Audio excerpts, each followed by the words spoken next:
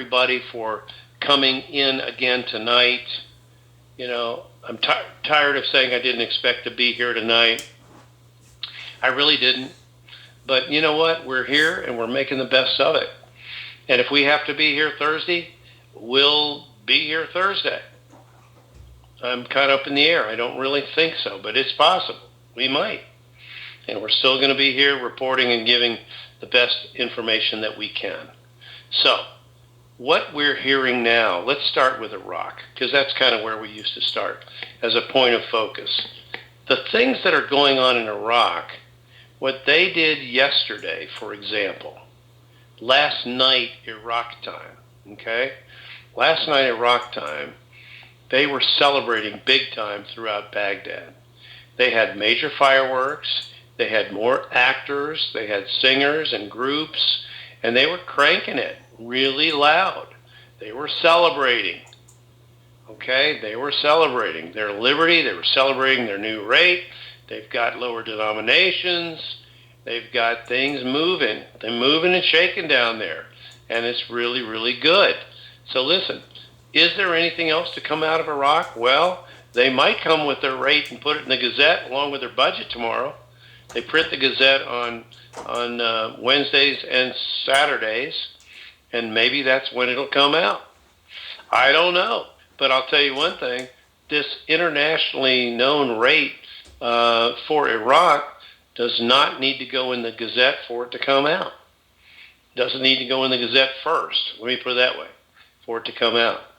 So that's exciting. I think that what's happening now is the borders with the bordering countries of Iraq are now open to where people can come in, and that's what's been happening, is people have been able to come into Iraq and enjoy the celebration that they had going on last night. Okay? Now, is everything perfect? I'm not going to say it's perfect, but things are moving on. All the ATMs are hooked up and running. Everything is running with new rates, new lower denominations. I'd say Iraq is sort of a fait accompli. And the other thing is that with Iraq, they did receive yesterday 80% of the debt that was owed to Kurdistan, that I believe from the central government of Iraq was actually held by the Bank of International Settlements for about a year. And it was released to Kurdistan. We think it might have been for past oil revenue. As far as I know, that's what it was. But that they received at the new rate. They received that payment at the new rate yesterday. And so, obviously, that's reason to celebrate. Maybe that's part of what the celebrations were all about. But it's all very, very good. Things are moving along nicely over there. It's almost like it's no longer really worth talking much about, because they've got everything running along, and they've got projects, and they're selling infrastructure bonds, and they're doing all kinds of things over there now. And I think that you're going to see Iraq turn into a global power, financial power, as far as that goes, because they have the resources. They have the gold. They have the diamonds. They have the gems. They have the oil. They've got a lot, and a lot of resources. So let's move from Iraq. Let's go globally. Let's talk about what's happening in other parts of the globe.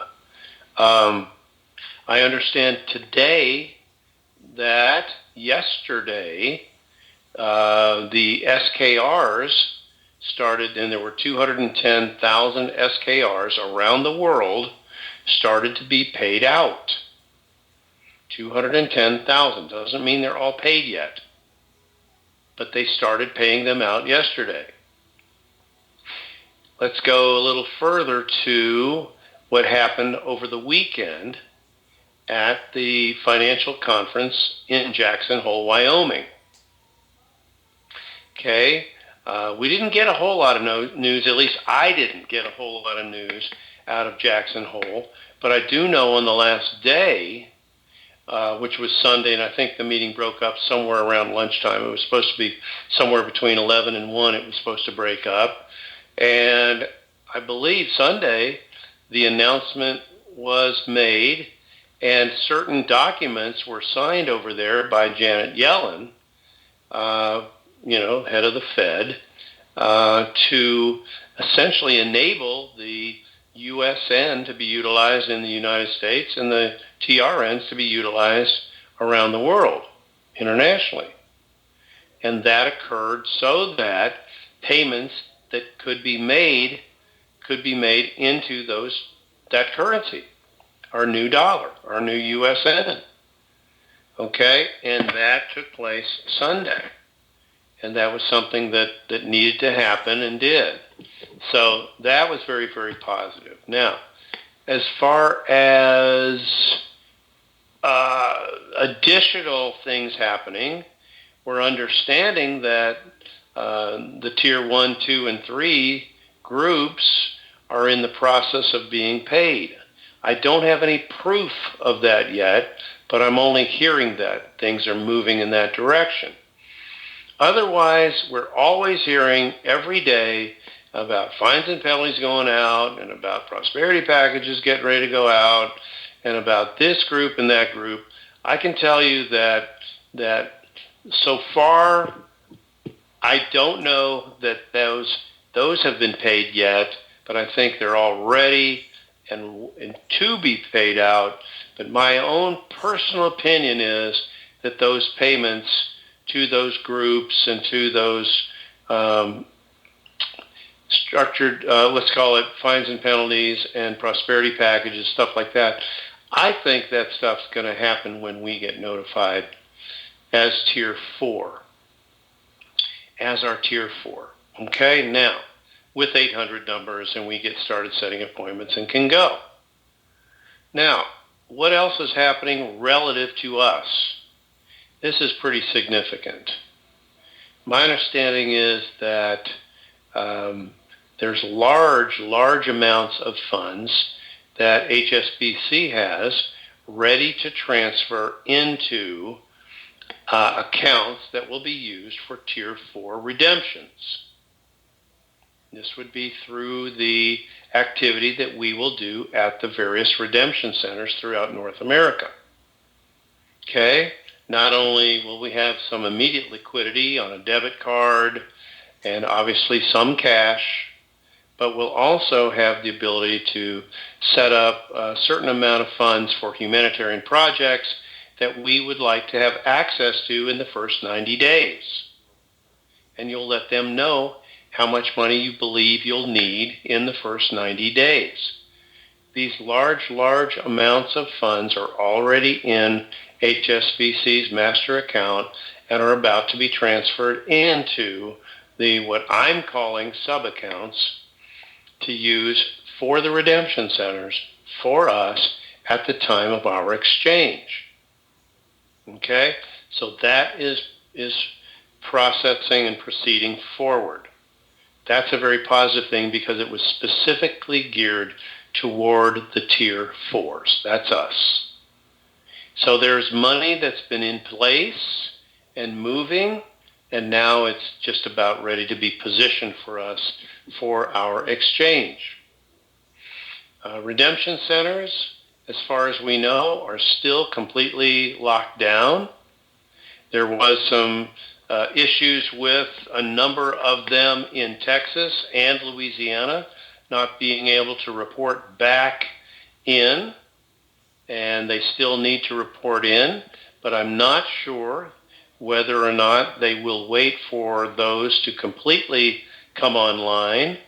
My gut says they'll do a go-around on those, but they'll obviously exchange where they can in both Texas and Louisiana, and I believe that those that can exchange will, and then those that will have to wait for floodwaters to recede and for them to be able to exchange, those that might be caught in the flooding, will have plenty of time to exchange and exchange at privately negotiable rates. It's important to know that. They'll be able to do that all the way up until the time that the John Q. Public starts, which we believe is still around the 15th of September. So those that might not be able to exchange now, that might be caught in the flooding and so on down there, will be able to exchange at privately negotiable rates up into, let's call it the 14th or so, approximate, of September. Okay? So there's plenty of room for us to go, and then for anyone else that needs to go, exchange and redeem their ZIM at a really strong rate to do that after the redemption centers come back online, or after the people that are in those areas get an opportunity to exchange at redemption centers after they are allowed to get back into their homes and so on. And I know some of those homes, guys, believe me, what I've known from Katrina, and I know that all the drywall had to be taken down in Katrina from 4 feet down. You know how drywall is 4 feet wide by 8 feet long. And, you know, they basically just cut the wall across at 4 feet, and then basically, provided the floodwaters was not higher than that, they would be able to replace, you know, treat the studs with the germicide and fungicide and be able to come back over. Once it was dried out, they could come back and reinstall the drywall and then mud it and patch it and be able to repaint and so on. Okay? So the same type of thing will be probably able to be done in hopefully most cases down in Houston. But the floodwaters may be higher too. They could have flooded 5 or 6 feet tall, even higher in some places inside the home. So whatever needs to be done, you know, will be done to take care of it. And we'll be there. If we're not there in person, I know some of our people may be able to come down and help, and we will help with our finances. Once we get a chance to go, and that I mean go in and get exchanged, we'll try to get some way to fund or let you guys know how to fund for rebuilding America, starting with rebuild Texas and then rebuild Louisiana.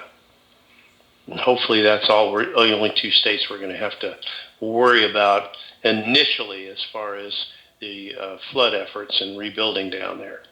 So keep that in mind. Keep that in mind. Keep Texas and Louisiana in your prayers. Keep the people in your prayers, and let's do the right thing for our neighbors to the south. Okay? Let's see what else. Okay, so we know about funds that are there in place for us. We know the timing is close. We had heard that this is supposed to go before the end of the month. Let's see, today is what, the 29th, 30th, 31st. That's not but a couple of days away to the end of the month. The start of the new fiscal year for the government is supposed to start on October 1st. I think that's part of what that's all about. And we know that we're moving forward with our legal areas now. We're moving forward, I hope, with our government, and everything is just moving forward as it's supposed to. I just think that we are just right there where, yes, I'm hearing some time frames. Yes, I'm hearing some days, and not so much the time of day, but I'm hearing some days, and I think that we could very well, I say could because I don't know it, but we could very well be there by the end of the month. And that's what I'm hoping. I really do hope that we're there by the end of the month. I'm not calling it. I'm just saying everything is pointing toward that based on all the information that I'm hearing. Now, we do know that some information we've had in the past has not come true. Overall, though, most of the intel, except for the time that it's going to happen, which I never try to give you that time per se, okay, but most of the other intel about rates, about movement of funds, about redemption centers. All of that stuff is very accurate.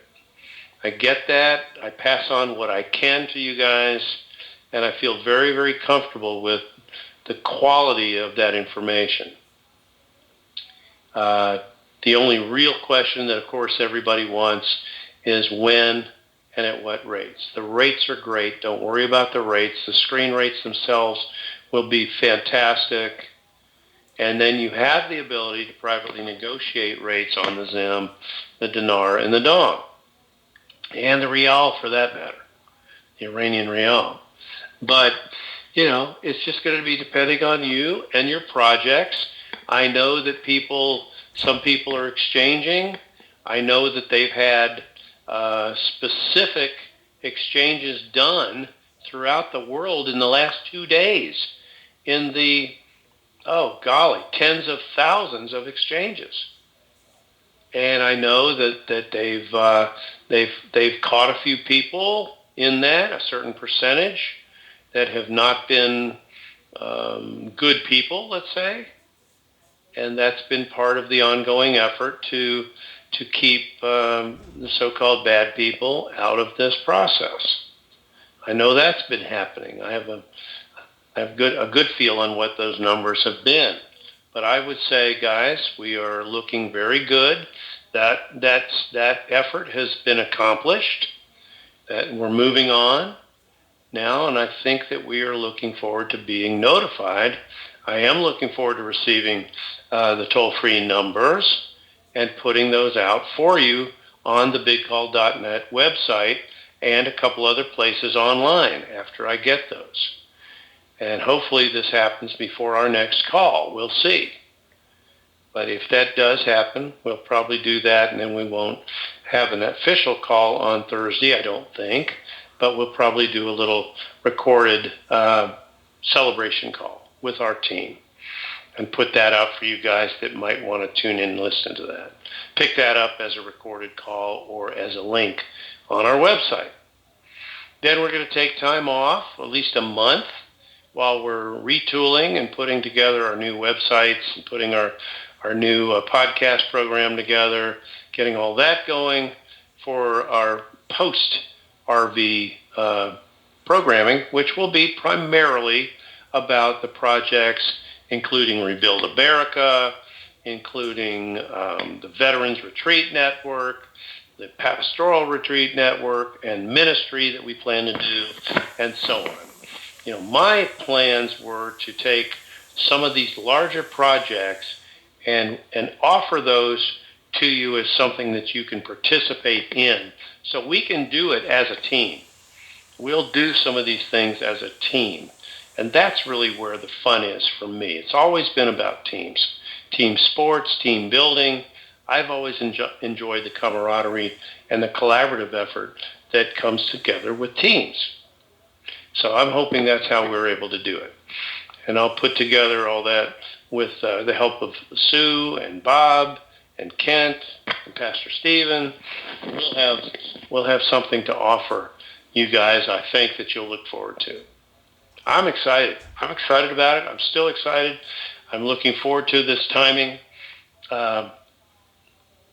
We just know that certain things have taken place, and we know that things are moving. And Iraq is basically there. I don't know that they need to do anything. But so I would say everything is ready to go. I mean, we know people, for example, all right, we know people that are dual citizens with Iraq, and we know that they have their key cards, and we know that they have a spending limit on it that will change 100-fold in a couple of days. 100-fold change from what they can spend on their card now to what they'll spend in a couple of days. That's pretty fantastic. 100-fold increase just in that. And that doesn't even include a rate increase. So there's that kind of information that we have that's really very, very positive. So I'd ask everybody to just continue to stay in faith, to stay positive, to stay with their plan A, and to continue to look for God as your provider, Jehovah Jireh, God our provider. Look to God as your provider, and look at this blessing as just that, a blessing that brings no sorrow with it. Because it's going to be awesome. I'm not going to say that we're not going to have some challenges after this. There'll be challenges, but I'm not ever going to look at it as a burden or as something that is too great for us to bear or anything like that. I think it's a huge blessing, and it's how you look at it. It's what your attitude is about what you're about to receive, and how you apply that to the projects, to other people's lives, how you apply it and how you enjoy being a philanthropist, creating opportunity for people. We're going to have a separate mentorship program. We're going to have an apprenticeship program as part of serious Gitas into those markets. You get plenty of areas that we'll be able to pick and work with. Better into the Gulf of Mexico. We'll figure it out, guys. We'll figure it out. We'll get the engineers and the scientists together, and we'll help figure this thing out and create a way so that just does not happen. I mean, I just think that the way that people are helping each other down there is fantastic, and it's amazing, and I want us to be part of that. The sooner we get this, the sooner we're going to be able to render help. For anybody in the administration listening that has anything to do with the release of this blessing, you've got plenty of people on the big call willing to help. So I hope that maybe motivates this thing to go a little bit more quickly. I hope so. All right? Well, listen, guys, stay with it. We're there. We're right there. Things are happening globally, big time already. Are we last to go? Yeah, we're last. Yep. Yep. The first shall be last, and the last shall be first. And I think we're going to do really well. Don't mess with Texas. Texas is going to be great. It's going to come back bigger and better. It's tough now, but they're going to come back strong. Don't worry about it. They'll come back strong. Same thing with Louisiana. They're great people down there. They're survivors. They're survivalists, and they're going to thrive. All right, guys. Well, that's it for me tonight. I love you.